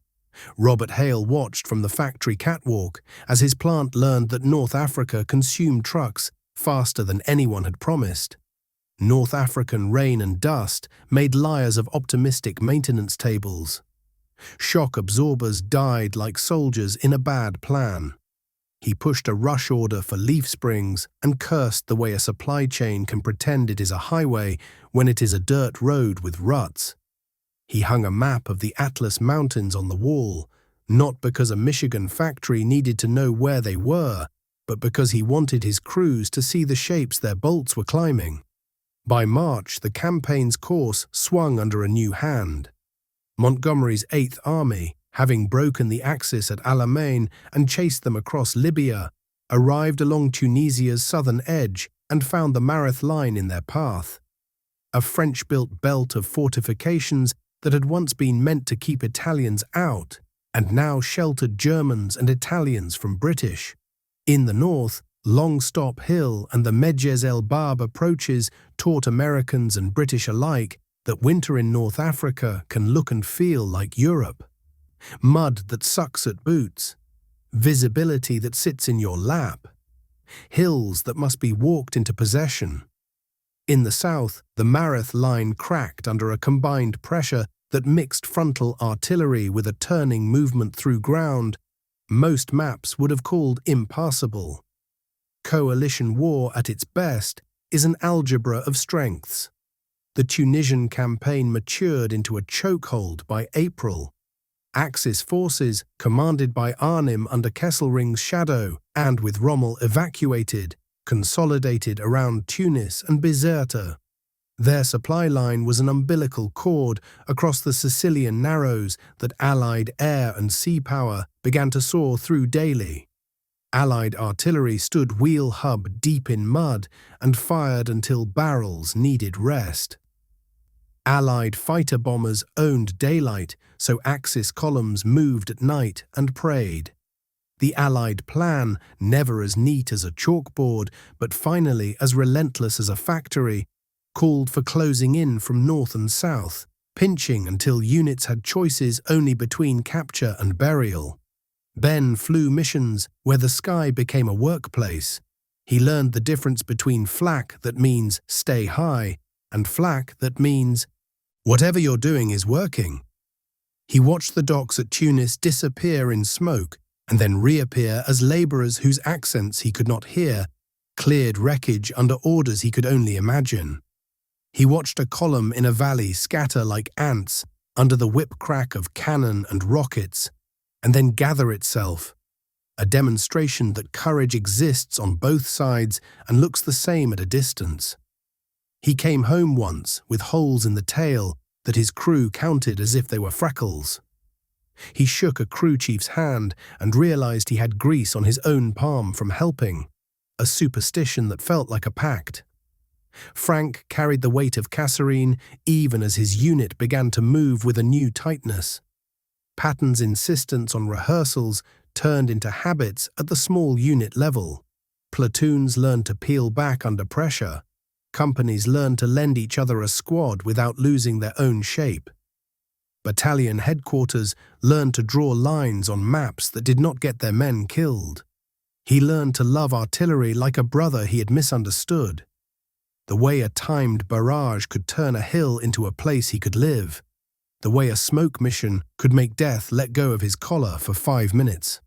He learned to talk to British sergeants with whom he shared nothing but grammar and cigarettes. And he learned they shared everything that mattered where the ridge narrowed. Jack's destroyer punched deeper into the Mediterranean with each convoy and then turned to hunt. The sea that had been an enemy highway in January became a risk by April. By May, it was a trap. U-boats learned that Allied air cover now reached farther. Italian submarines learned it earlier and did not like the lesson. Jack's sonar found contacts that turned slippery and contacts that grew firm as a heartbeat. The first time he watched a U-boat surface after a depth charge pattern and then sink for good, he felt triumphant and sad in the same breath. And then he lit a cigarette, because rituals teach men how to hold two truths at once. Politics, never absent, made fewer headlines as the front pressed closer to the ports. Darlan's assassination had removed a symbol. Giraud and de Gaulle continued their awkward dance in Algiers. Eisenhower managed egos with the patience of a gardener training vines. The French Army of Africa, re-equipped and remoralized, grew into a pillar on the Allied right. Goumier slipped across hills where maps gave up. British divisions, veterans of a desert they had already won, adapted to a greener, steeper theatre and brought with them a sense of inevitability. American divisions, no longer new, discovered that the second month in a campaign can be harder than the first, because the first's adrenaline has been spent and the second's professionalism is still being built. The building finished by May. The end came quickly, as ends often do after long, slow beginnings. Allied columns breached the last prepared lines and fanned into Tunis and Bizerta. Axis units that had imagined a breakout watched the sea and saw not salvation but patrol boats with aircraft shadows. Surrenders came in clusters and then in cascades. Piles of rifles grew into fences. Prisoners crowded fields in a reversal of photographs taken in 1940. This time the roles were different, and the guards spoke English and French and Arabic. The tally ran beyond 200,000 Axis prisoners. The number is a shorthand for the idea that an army can end in a bag, if the bag is tied with air power and artillery and port blockades and the humility to learn after a beating. Anna filed the cable that simply said the theatre was secure and that the planning for Sicily was to proceed on a timetable that sounded like a dare. She wiped her eyes because facts sometimes weigh more after they are typed. She looked at a wall where pins marked ports and traced a finger from Casablanca through Oran and Algiers to Tunis and then across the strait to Syracuse and Messina. She could feel the next argument beginning in rooms where men tangled with arrows and personalities. Where to land, how to balance British and American sectors, how to stretch a fleet that was never large enough to be in all the places it was needed. Aiko read the Sicily planning papers months later and smiled at a word she had come to respect. Inter-service. Torch had taught the grammar of that word under gunfire. The campaign in Tunisia had put it into a curriculum. Sicily would test whether the students had taken good notes. She thought of the 442nd training in another state and wondered whether any training is ever enough until the first fire is felt. She sharpened her pencil. Robert's plant began to ship not only trucks and bombers, but landing craft, LCTs and LSTs, whose shapes looked ungainly on a blueprint and perfect on a beach. The Liberty ship program, already a machine, was tuned to meet the ferrying load that Sicily would require. He watched a black-and-white newsreel of Tunisian prisoners being marched to cages and felt guilt for feeling proud. Guilt because pride was a luxury, proud because the bolts he had ordered had not failed where men needed them not to fail. He wrote a note to his foreman reminding them that maintenance kits mattered as much as shiny deliveries. Everything that lands must be made to live. Frank stood in a field where the grass had decided to grow despite shell fragments and diesel leaks. He cleaned his rifle as if it were the only constant in a life that had become a succession of tents. He listened to a briefing about Sicily where the officer spoke carefully, as if words could cut. The officer said lesson too many times and then caught himself and said habit. That made sense to Frank. Lessons are ideas, habits are muscle. He checked his boots. He thought about Kasserine the way a man thinks about falling through ice and learning where the current runs fast. Ben sat on the hood of a truck and watched the evening's light make a wing silver and then grey. He thought about the way the air plan had changed in 5 months, from squadrons loaned to ground commanders who loved to hoard them, to an orchestration where requests became missions the way notes become music. He poured coffee and tried not to read the grounds, and then he read them anyway and saw Sicily, which is to say he saw another runway that needed to be taken and held against a geography that had opinions of its own. Jack wrote a letter home that tried to explain the Mediterranean's sound at night, a different quiet than the Pacific's, and failed, then wrote about the food in Oran, which was easier. He mentioned that the stars look older over Africa. He did not mention how small a ship feels when a plane's shadow crosses it, or how large it feels when it has killed something you could not see. Torch to Tunisia could be told as a travelogue. Ports, roads, towns with names that caught in American mouths. It could be told as a series of orders of battle that prove someone read footnotes. It should also be told as a school. The first American footsteps in Europe, by way of Africa, learned coalition management, amphibious traffic control, port surgery, desert weather, mountain fighting, and the art of being hit, humiliated, and then reorganized without losing heart. The British learned their partners' rhythms. The French learned their own resilience. The Americans learned that defeat as teacher only works if the students show up the next morning with sharpened pencils and sleeves rolled. Catherine Pass did what good teachers do. It embarrassed and enlightened. The American II Corps in spring was not the American II Corps in winter. The Air Command in spring could tell the ground where it would be and then be there. In winter it guessed and sometimes missed. The supply network in spring could thread fuel across a narrow country in bad weather with enough predictability to schedule an attack. In winter, it moved by hope and road rumor. The German army in spring could still bite, but had fewer teeth and bleeding gums. The Axis command in spring had its back to water and its nostrils full of the scent of impending ferries that would not arrive. By May, the test had been passed, not with honors in every subject, but with a grade that let the class move forward. The next test would have different questions. How to land under the guns of Sicily, how to take mountains that had centuries of practice being hard to take, how to persuade newly liberated civilians that a marching army is not a plague. Torch had taught the language of coalition. Tunisia had taught the grammar of defeat and repair. Sicily would ask for fluency. The last French tricolour raised over Tunis fluttered in a wind that smelled of oil and oranges. The last Axis radio message from Bizerte sputtered and died. In Algiers, Eisenhower picketed his own doubts and drafted a cable that balanced praise and pressure in equal measure. In London and Washington, planners sharpened pencils and then sent them to be sharpened again because the lead snapped when they pressed too hard. In camps outside Oran, men slept hard and dreamed of boats. On airstrips outside Constantine and Beaune, mechanics worked by feel because the lights had to stay dim. Somewhere in the Kasserine Hills, a goat found a piece of shrapnel and chewed it. Proof that the land keeps what we leave behind. Defeat as teacher. Will the students pass the next test? The answer, for now, was written in routines rather than banners.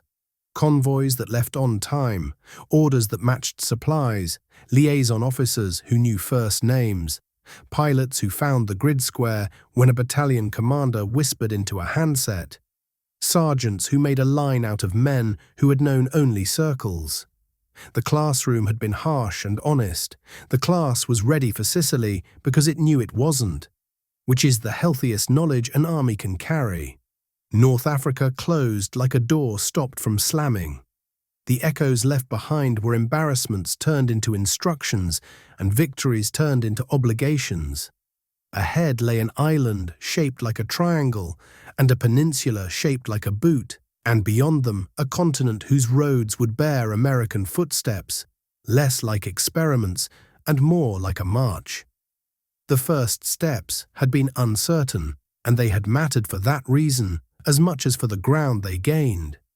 From Tunisian dust to Pacific coral, the march changed its shoes, but not its purpose.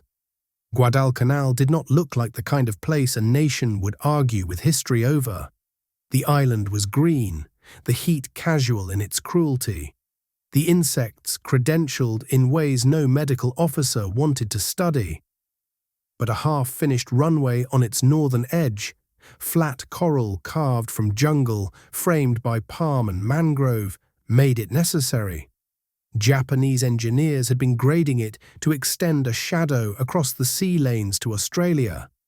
Marines landed in August 1942 to seize it and learn from the first hour that possession is a verb.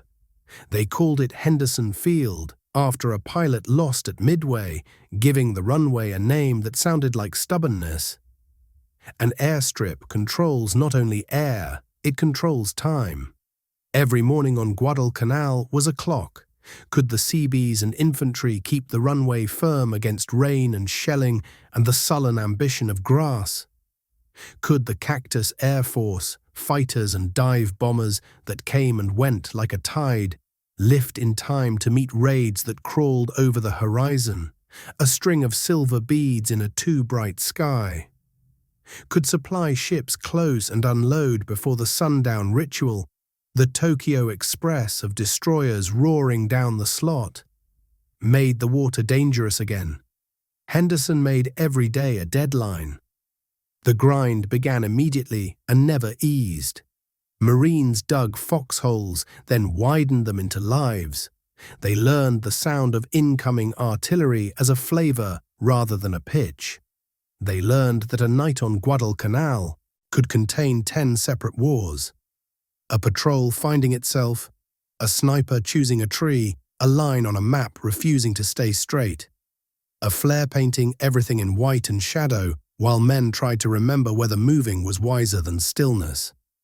They fought hunger with humor and malaria, with quinine and cursing. They used the word secure carefully, like a tool that dulls with misuse. The Cactus Air Force flew from dawn until the light gave out. Corsairs would come later. Wildcats and Dauntlesses carried the first months.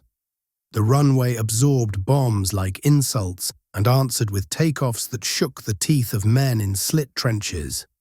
Mechanics turned wrenches in heat that made steel complain, cannibalizing wrecks to keep a handful of birds fit enough to climb.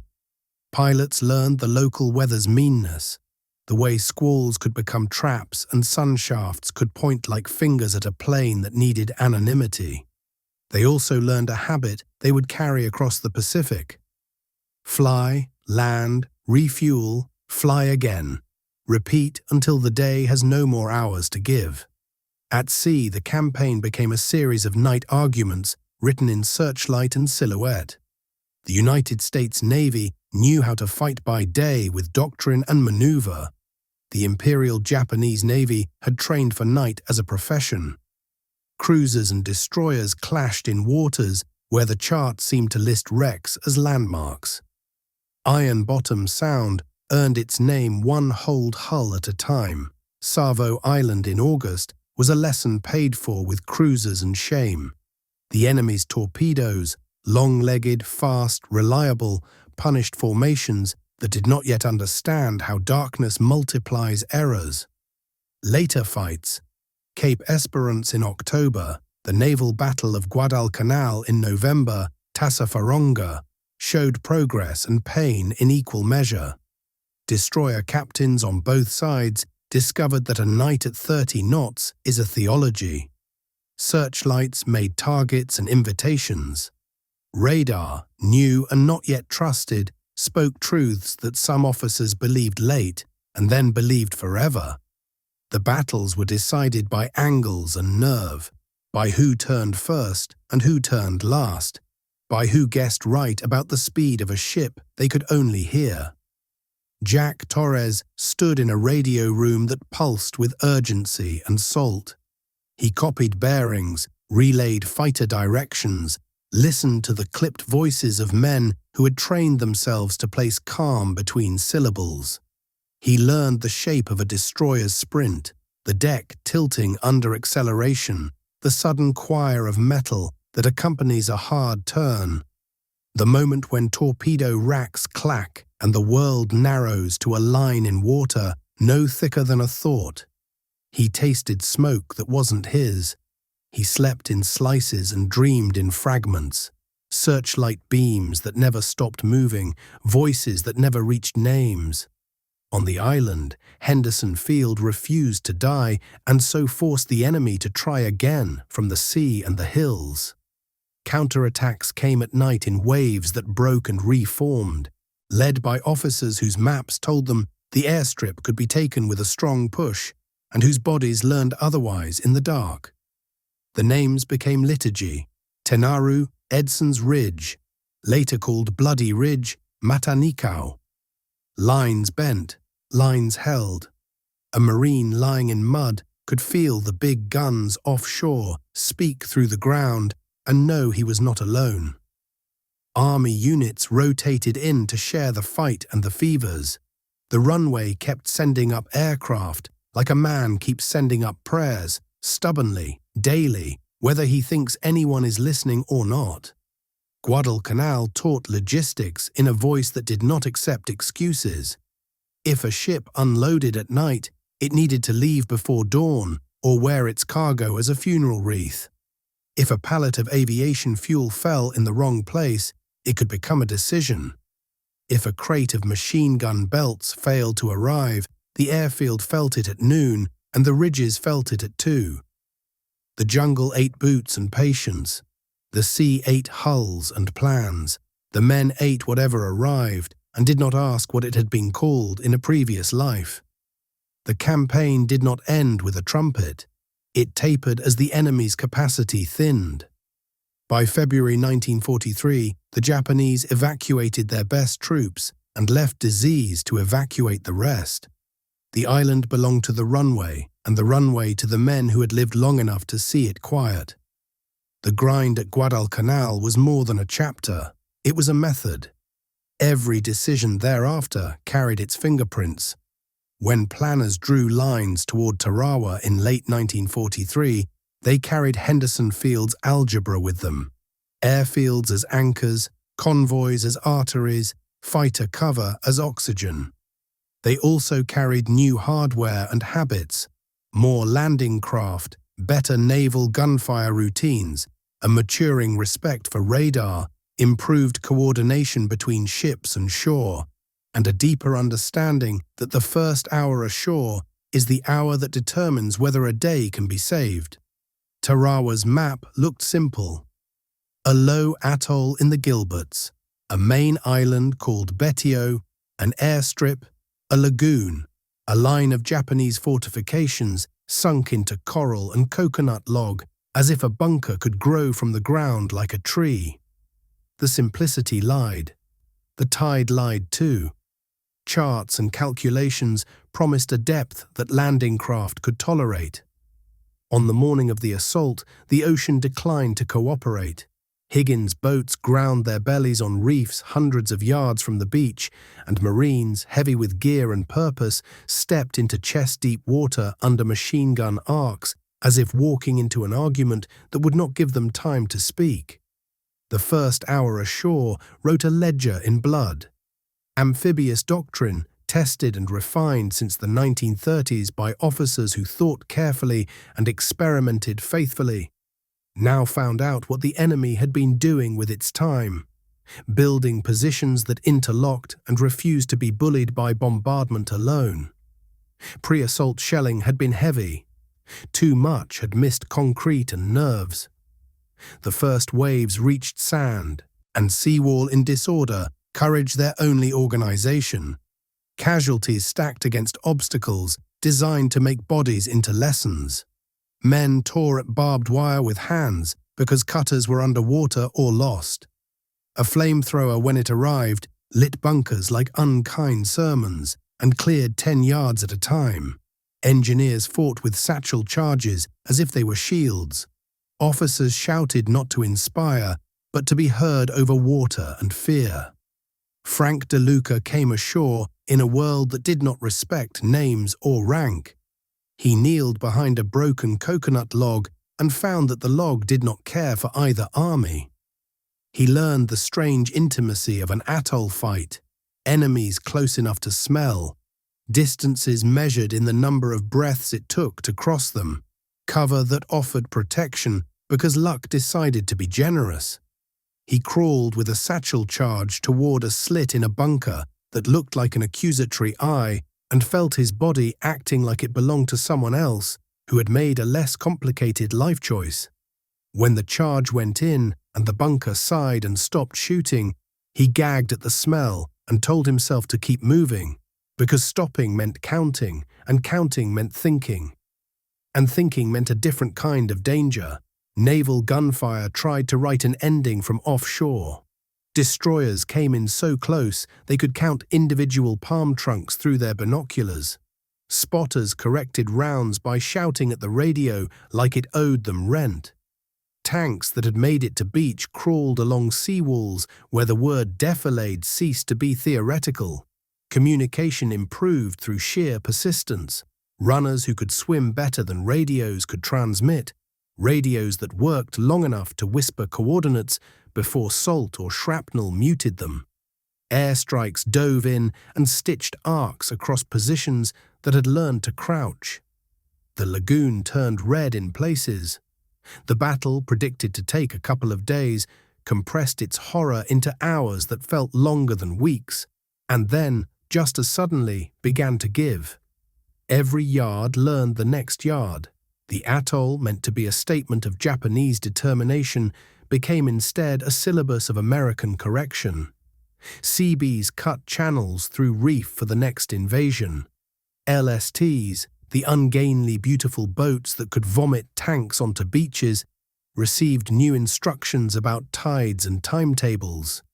Pre-landing bombardment doctrines were rewritten to privilege bunker busting and precision over spectacle.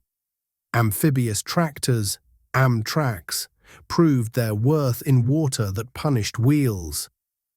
1,000 small changes crystallized into a new rhythm for going ashore. The price was terrible, the lesson was not optional. Anna Miller read casualty lists typed on paper that felt heavier than the sheets used for other memos. She handled telegrams that would go out into towns whose names she could pronounce only because she had copied them so often. She learned to proof not only facts, but dignity. The spelling of mother's name matters. The phrase deeply regret must not be misplaced. She walked home through streets where war bonds posters smiled from windows and felt unwilling to look directly at them, angry at their cheer even as she knew the arithmetic they represented. Planes, ships, food kept men alive long enough to come home and look at the same posters and shake their heads. Aiko received a letter from a family friend describing ration books with their stubby pages and the act of trading coupons like secrets. Sugar, coffee, gasoline, shortages turned ordinary days into logistics. The letter also described a song at a Bond rally that got stuck in the writer's head, and a moment when the whole room stood at the name of a cousin who would never hear a song again. Aiko folded the paper and placed it in a drawer where she kept small evidence of how the country had chosen to carry itself. Notices about scrap drives, clippings of women in overalls grinning in plants, a postcard about Meatless Tuesday that someone had annotated, "We tried." Tarawa cracked a door. The Central Pacific route, Gilbert's to Marshall's to Marianas, acquired both momentum and method. The Marshalls fell in a campaign that made doctrine look like prophecy. Kwajalein, Roy Namur, names accompanied by bombardments better targeted and landings better staged, islands smothered in steel until resistance ceased to resemble organization. Admirals and generals began to talk about the Marianas with an urgency that made maps into magnets. Saipan, Tinian, Guam, the triangles in the center of the ocean that, if taken, would put long-range bombers within reach of the enemy's home islands. Strategy linked to geography and geography to runway length. Saipan was not a coral strip. It was a volcanic island with hills and sugarcane, caves and villages, a terrain that refused easy metaphors. The landings on Saipan in June 1944 brought ashore not only Marines, but Army divisions. The choreography of joint arms used with an ease earned from prior clumsiness. Naval gunfire lasted longer, chewed deeper. Warships had learned to aim at things that mattered. Buried emplacements, reverse slope positions, caves' mouths. Carrier air power plastered inland strongpoints. Amtraks delivered waves with an insistence that argued successfully against tide and fear. Once inland, the fight became personal and topographical. The ridges did not want to be taken. The cane fields hid until they didn't. At night, banzai charges, long lines of men determined to break by sheer momentum what fortified positions offered, crashed against American lines that had learned not to panic. Machine guns stitched, mortars coughed, rifles spoke rapidly and then slowly. Frank, on a hillside where the night came all at once, fired until his weapon's barrel smoked and then counted his ammunition and said a number out loud to make it real. At dawn he saw the slope below him and understood why some battles cannot be described without dishonoring or inflating them. He cleaned his rifle and watched the sun lift like it was surprised to find people still alive down here. The Battle of the Philippine Sea arrived as a sermon from the sky, a massed attempt by the Japanese to break the American fleet's hold on the Marianas, turned into a day that pilots would later describe with a phrase that sounded flippant and was accurate. The Great Marianas Turkey Shoot. American radar saw far, fighter direction on carriers, matured from hurried beginnings, placed planes where they could intercept. Gunnery improved by devices and experience chewed attackers. The Japanese lost hundreds of aircraft and, more importantly, the air crews who could have taught the next crews how to live to teach the next crews. Jack listened to the fighter net hum with bearing and altitude and short, satisfied bursts that sounded like someone exhaling after lifting something heavy. The ocean, that day, went quiet for his ship, even as the sky shouted. Saipan's capture opened a door wider than its shore. With its airfield secured, B-29s would soon stage from the Marianas to reach the enemy's factories and cities. Strategic bombing had been an ambition recorded in blueprints and memos. Now it became a flight plan. Ben Carter, transferred into a unit that would escort or marshal bombers later, read the orders and understood that a straight line on a map could hold thousands of lives in its thinness. He flew training sorties and tried to imagine the scale of what a sky filled with big bombers meant. The noise, the discipline, the way a formation looks like a decision. The home front felt Saipan even before it learned to pronounce it. Telegrams arrived, carrying identical sorrow into different kitchens. Rationing tightened in places and relaxed in others. The war's demand shifted from one verb to another: build to replace to prepare. War bond rallies used new posters with new arrows pointing farther west. Newspapers printed photographs of islands that looked like spilt gravel and villages that looked like all villages. Wells and children and walls that have seen too much. Anna clipped one such photograph and wondered whether she was collecting proof or penance. Robert Hale's factory changed song. Airframes that had filled the floor made room for parts destined for strange new aircraft. Machines with range married to weight, tasked with missions that required a map of the entire ocean in one glance. He helped install a line for Amtrak hulls as well. Tarawa had taught everyone to multiply what worked. He met a woman from Iowa who had never seen salt water and who could now, with a glance, tell whether a weld would hold when a landing craft's bow met a reef. He told her she was an expert. She laughed and said she was just tired. Then she returned to her torch, because fatigue does not disqualify you from excellence. Guadalcanal to Tarawa. 2. Saipan traced a curve through the war's education. Each beach learned the next beach. On Guadalcanal, men learned to hold air under daily assault. At Tarawa, they learned that preparation must be specific, not merely loud. On Saipan, they learned to fuse those lessons into a campaign that both seized ground and opened a sky. The Navy learned to fight not just ships, but systems. Convoy, bombardment, landing, support, resupply, an endless loop that made islands less isolated and men less alone.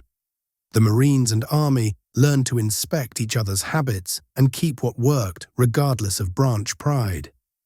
Pilots learned that air superiority is not a banner hung once, but a task completed always today and again tomorrow.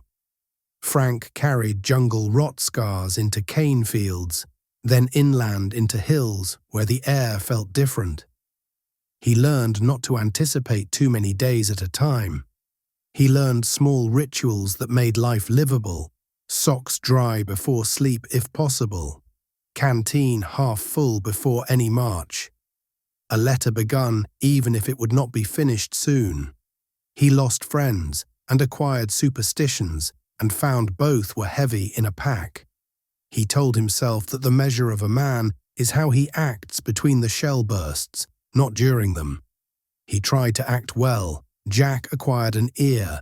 He could tell in 5 words whether a pilot was in trouble and in 3 whether a ship's captain had lost the picture.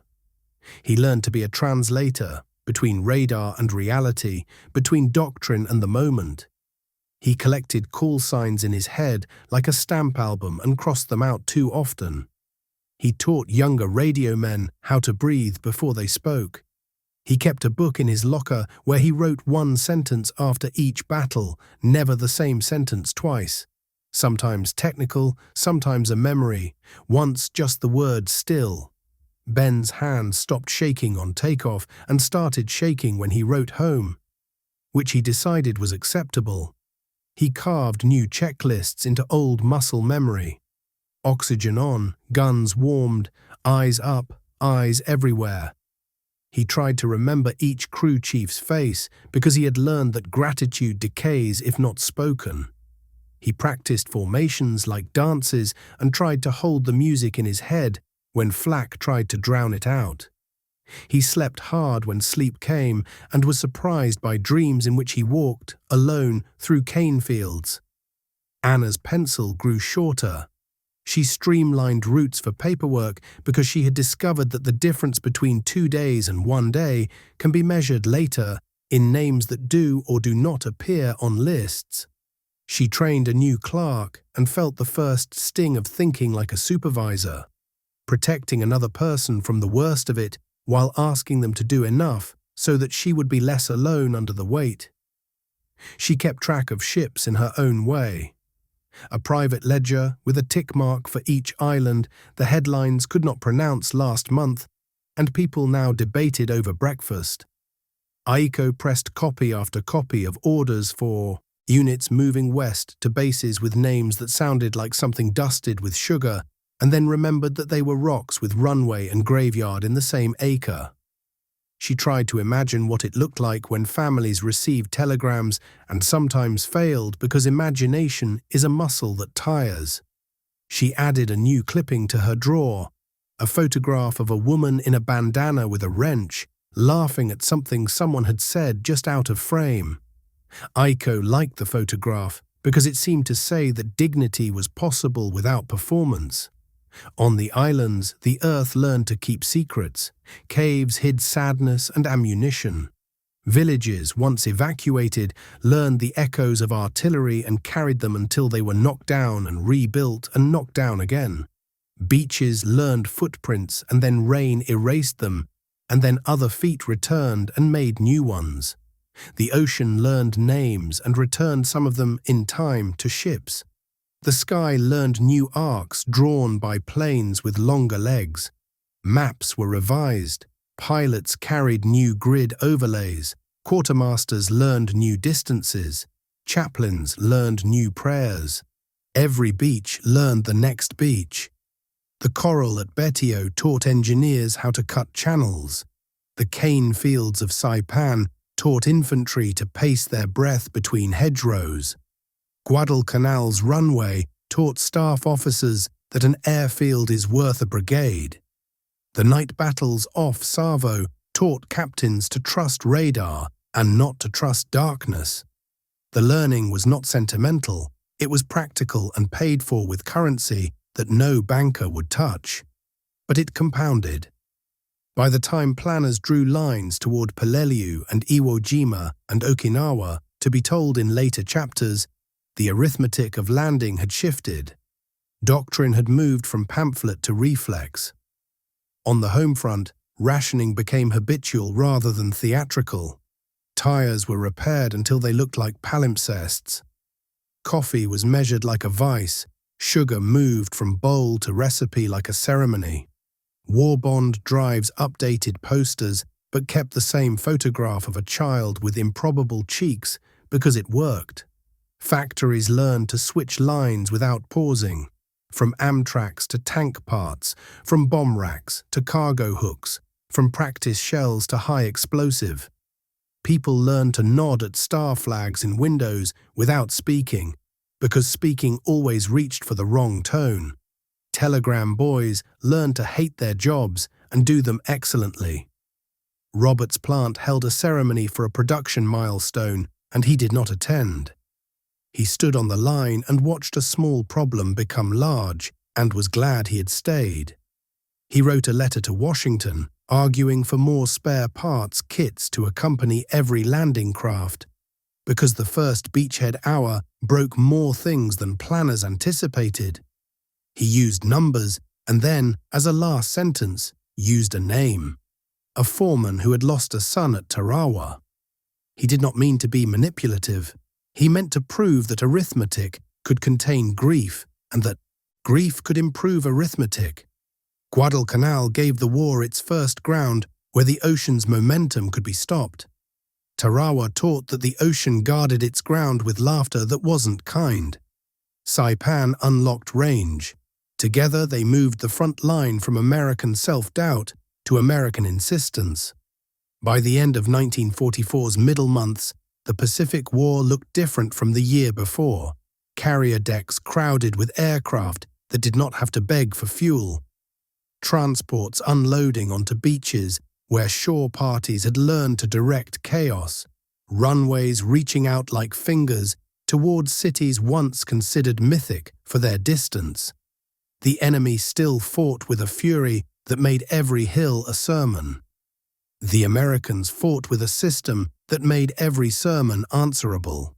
Frank sat on a crate and wrote his name on the butt of a new rifle and wondered whether writing one's name on steel is superstition or ownership.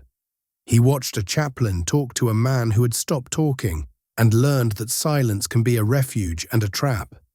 He ate something from a can and did not taste it. He rolled his shoulders and felt the weight of a pack that had become less a burden than a part of his body's shape. Jack leaned back on a coil of rope and stared at a sky that looked grand and blank, and very far from blank to him. He thought about the first time he had heard the word Guadalcanal and how it had felt like a mispronounced rumor. Now it felt like a place he could land in his mind and walk around blindfolded. He lit a cigarette he had promised himself he would stop smoking after this campaign and smiled at the futility of virtuous promises during war. Ben bent over a map with a protractor and felt an odd tenderness for lines and angles, for the way a measured thing resists fear's appetite.